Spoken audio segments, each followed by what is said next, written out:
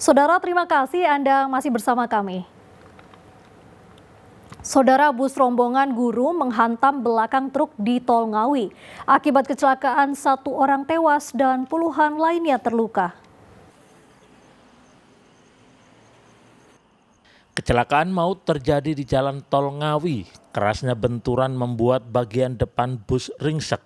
Akibat peristiwa ini, kernet bus tewas di lokasi kejadian. Sementara puluhan penumpang bus terluka dan dirawat di 2 rumah sakit. Kecelakaan terjadi antara bus PO Restu yang ditumpangi rombongan guru SMP Malang berjumlah sekitar 34 orang. Bus yang dikemudikan Muhammad Basri melaju beriringan dengan 2 bus lainnya dari arah Surabaya menuju Solo. Di lokasi kejadian diduga sopir bus kurang waspada dan tak mengetahui di depan ada truk muatan tiang pancang. Karena jaraknya terlalu dekat, bus menghantam belakang truk. Korban luka-luka dilarikan di rumah sakit. 4 orang dirawat di rumah sakit Atin Husada dan 17 korban lainnya dirawat di rumah sakit Widodo Ngawi. Itu saya tidur Pak, jadi saya kurang ngerti. Pokoknya bangun-bangun sudah jatuh dan posisi bus itu sudah di kiri nabrak pembatas jalan gitu. Terus di belakang bus itu kalau saya nggak salah ingat ada kontainer muatan tiang panjang itu ya. Itu rombongan apa sih Mas? Rombongan guru dari sekolah Karis. Dari Karis Malang. Malang mau ke Jogja. Acara apa dalam rangka ya liburan aja sih, liburan bersama gitu Pak. Jadi itu saya posisinya tidur, terus tiba-tiba beruak aja saya posisinya langsung berubah. Tapi saya waktu tidur itu ngerasanya busnya udah kayak mengular gitu. Oh gitu, jadi itu rombongan berapa bus sebenarnya Pak? 3. 3 bus ya? Dari mana mau kemana? Dari Malang mau ke Yogyakarta. Pak, ketika kecelakaan terjadi terus apa yang Bapak lakukan waktu itu?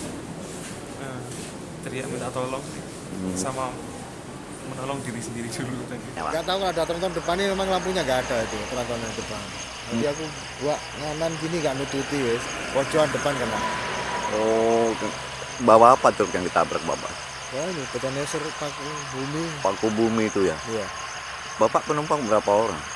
34. Dari mana mau kemana Pak? Dari Malang ke Jogja. Rombongan apa ini?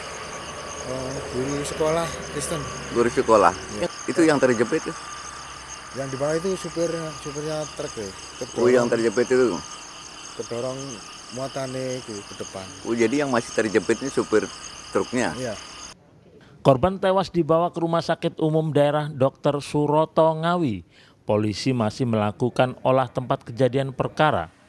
2 kendaraan yang terlibat kecelakaan diamankan di kantor unit Gakum Satlantas Polres Ngawi. Dirgo Suyono melaporkan dari Ngawi. Saudara, minibus yang ditumpangi pasangan suami istri di Mojokerto menabrak pohon di pinggir jalan. Sang suami tewas di lokasi kecelakaan serta mobil ringsek karena benturan keras. Kecelakaan ini terjadi di Jalan Raya Desa Sidoarjo, Kecamatan Gedek, Mojokerto. Minibus yang ditumpangi pasangan suami istri Muhammad Zainuri dan Siti Komaria menabrak pohon di pinggir jalan raya. Kerasnya benturan membuat bagian depan mobil ringsek, sedangkan pengemudinya yakni Muhammad Zainuri meninggal dunia di lokasi kejadian sementara sang istri terluka. Kecelakaan ini berawal saat mobil yang ditumpangi Pak Sutri ini melaju kencang menuju rumah sakit untuk kontrol kesehatan. Diduga sopir mengantuk hingga kendaraan oleng ke kanan hingga menabrak pohon. Arahnya dari utara menuju ke selatan, langsung belok kanan nabrak pohon. Katanya mau mengantar istrinya ke rumah sakit kontrol begitu. Jadi ya. di dalam berapa orang Pak tadi? Di dalam cuma ada 2 orang sama istrinya saja, supirnya itu suaminya. Terus yang meninggal? Yang meninggal itu suaminya, yang istrinya dibawa ke rumah sakit RA Basuni. Guna penyelidikan lebih lanjut, korban tewas dan luka-luka dievakuasi ke RSUD RA Basuni, Kabupaten Mojokerto. Peristiwa tersebut kini ditangani unit Gakum Satlantas Polres Mojokerto Kota. Dia Eko Purwoto melaporkan dari Mojokerto. Saudara, seorang begal motor babak belur dihajar warga usai gagal merampas motor milik seorang perangkat desa di Kabupaten Pasuruan. Polisi akhirnya bisa mengamankan pelaku meski sempat kewalahan karena massa yang marah terus merangsek menghajar pelaku.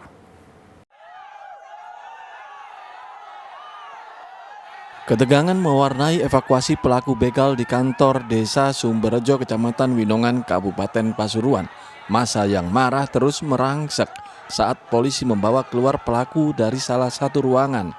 Karena kewalahan, polisi membawa masuk lagi pelaku yang sebelumnya jadi sasaran amuk massa. Saat warga lengah, polisi akhirnya bisa mengamankan pelaku MY untuk dibawa ke kantor polisi.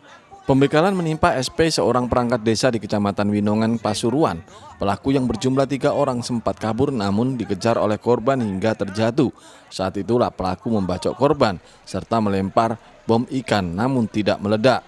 Massa yang mengetahui kejadian itu langsung meringkus seorang pelaku MY, sementara 2 teman pelaku berhasil kabur. Sama Pak Mudin, nah di situ tarung. Berarti Pak Mudin ini melawan Pak nggih, sempat melawan, sempat dibacok sama dibondet tuh. Sekarang lagi sekarang terus pelakunya lari, padanya Pak Mudin itu hasil curian itu ditinggal, terus lari bawa motor grand milik warga pas mandi langsung diambil. Pelaku kita amankan, nanti ke Polres kita tindak lanjuti, dan warga juga seperti itu. Kita jaga supaya tidak ada benturan antara masyarakat dengan aparat, karena kita sama-sama adalah tujuannya untuk kebaikan, yaitu menjaga kamtipmas, situasi keamanan masyarakat di desa.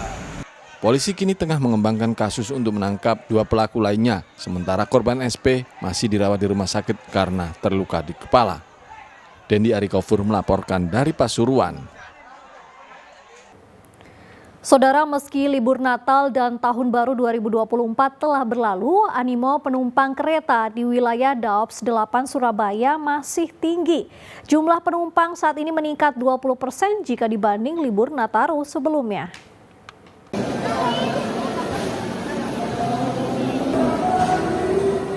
PT KAI Daops 8 Surabaya pada hari Rabu mencatat kedatangan penumpang kereta jarak jauh di berbagai stasiun sebanyak 14.291 orang.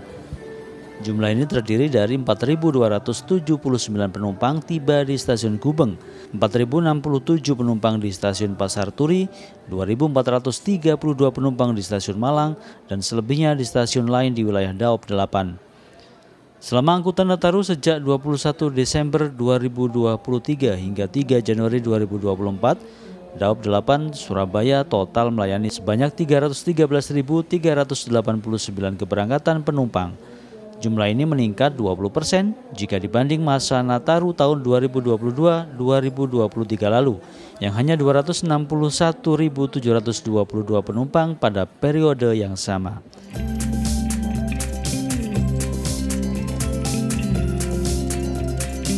Berdasar data pada pagi hari ini, jumlah penumpang yang akan berangkat dari stasiun wilayah Daops 8 Surabaya tercatat sebanyak 14.570 penumpang, sedangkan penumpang yang datang di Daops 8 Surabaya hari ini sebanyak 14.390 penumpang. Data tersebut masih terus bisa bertambah atau berubah karena penjualan tiket masih akan terus bisa dilakukan oleh masyarakat selama tiket yang dimaksud masih tersedia. Pada Nataru 2023-2024 ini, PT KAI Daops 8 Surabaya mengoperasikan sebanyak 50 KA jarak jauh, terdiri dari 44 kereta reguler dan 6 kereta tambahan. Dari Surabaya, Ari Purwanto melaporkan.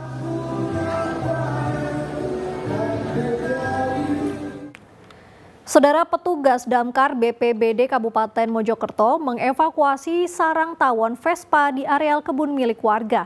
Evakuasi harus dilakukan karena 4 ekor kambing diketahui mati usai disengat tawon Vespa. Petugas damkar BPBD Kabupaten Mojokerto mengevakuasi sarang tawon Vespa di kebun milik warga bernama Joni di Desa Poh Kecik, Kecamatan Delangu, Selasa pagi. Evakuasi dilakukan menyusul ditemukannya 4 ekor kambing milik Joni yang mati di dalam kandang dengan bekas luka sengatan tawon.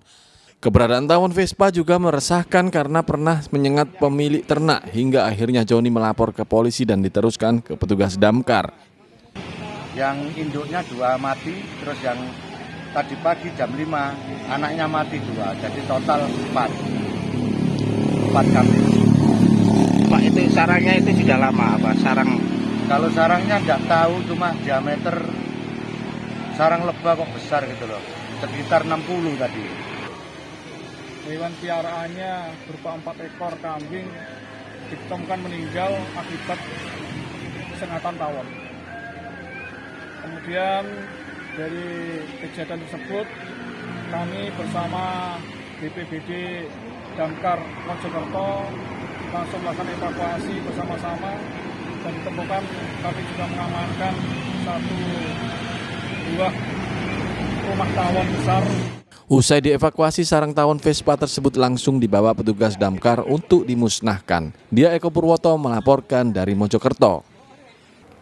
Saudara, jika Anda masih bingung mencari tujuan wisata, aliran sungai Kalipait di kaki Pegunungan Ijen Bondowoso patut dicoba. Tak hanya menawarkan pesona alam yang unik, jalur menuju wisata geologi di tengah hutan itu memiliki panorama yang indah.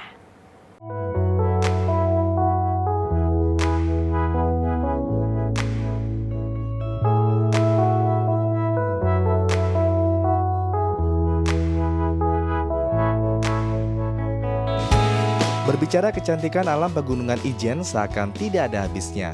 Salah satunya saat melihat aliran sungai Kalipait Bondowoso. Mengalir membelah kawasan hutan dan tebing bebatuan, sungai kecil dengan air jernih berwarna kehijauan ini menyuguhkan pesona tersendiri. Saking jernihnya, dasar sungai pun bisa dilihat begitu jelas. Kontur tebing yang tersusun alami sejak ribuan tahun silam juga menambah keindahan aliran sungai ini. Seakan tidak ada duanya. Siapapun yang melihat pasti langsung tergoda untuk mandi ataupun bermain di aliran sungai ini. Tapi tunggu dulu, wisatawan yang datang tidak disarankan untuk mandi apalagi mengkonsumsi air sungai Kalipait. Pasalnya air sungai ini merupakan hasil rembesan kawasan di puncak Gunung Ijen yang mengandung belerang dan kadar pH yang sangat rendah. Karena mengingat aliran yang ada di Kalipait ini hasil dari rembesan Kawah Ijen yang memiliki pH yang cukup rendah, yaitu 0,1 yaitu ya. Jadi fenomena alam ini yang bisa kita kuatkan dari sisi alamnya, juga dari vegetasi yang ada di sekitar ini cukup bagus, Pak, gitu. Ketika ini dikonsumsi atau bersentuhan langsung gigi akan mengalami korosi dan mengakibatkan rasa nyilu karena memang gigi itu mengandung kalsium dan ini dilarang untuk dikonsumsi.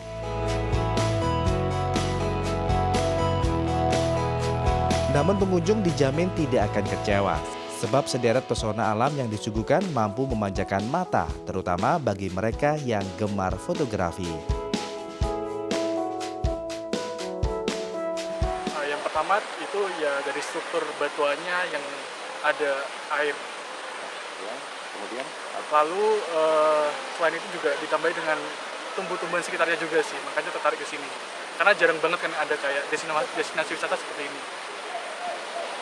Tapi kayak foto-foto tuh. Iya, foto-foto ya biasa anak muda zaman sekarang.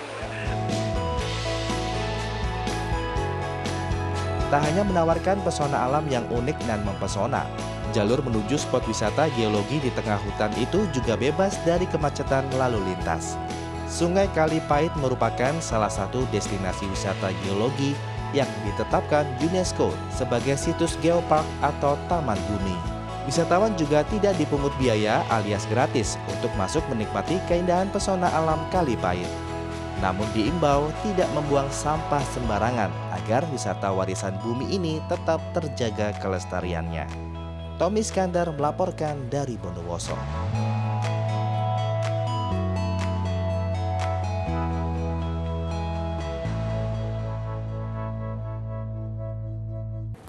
Saudara, informasi tadi sekaligus menjadi akhir perjumpaan kita dalam Liputan 6 SCTV Daerah Jawa Timur kali ini.